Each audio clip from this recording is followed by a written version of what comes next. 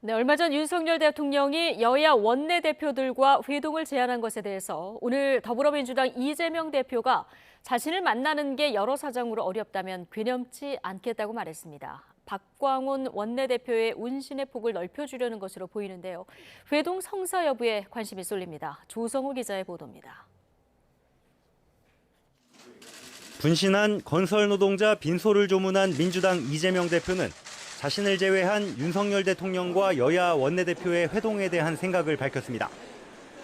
민생 경제와 안보 위기를 거론하며 대화와 정치의 복원을 위해 괴념치 않겠다는 뜻을 내비친 겁니다. 상대를 죽이려는 게 아니라 상대를 존중하고 대화하고 협치해야 합니다. 대통령께서 야당 대표를 만나는 것이 여러 사정으로 어렵다면 원내대표와 만나는 것도 저는 개념치 않겠습니다.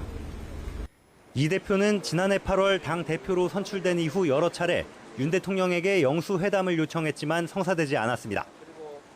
윤 대통령과 이 대표의 1대1 만남에 부정적인 여권의 기류가 반영됐다는 분석이 나왔습니다. 대신 대통령실에서 꺼내든 카드는 대통령과 여야 원내대표의 다자 회동이었는데 민주당 박광온 원내대표는 이 대표를 먼저 만나는 게 순서라며 사실상 거절했습니다.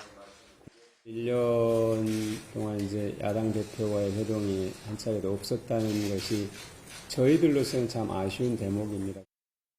결국 이 대표는 이런 상황을 고려해 박 원내대표 본인 판단에 따라 자신보다 먼저 대통령과 대화에 나설 수 있도록 길을 터준 것으로 보입니다. 대통령실은 여야가 상의해 조속히 방향을 잡아달라고 요청했습니다.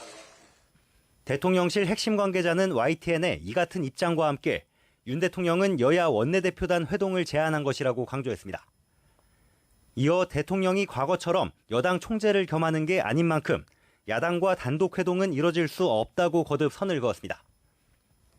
국민의힘은 대통령실이 결정할 일이라며 말을 아끼고 있습니다.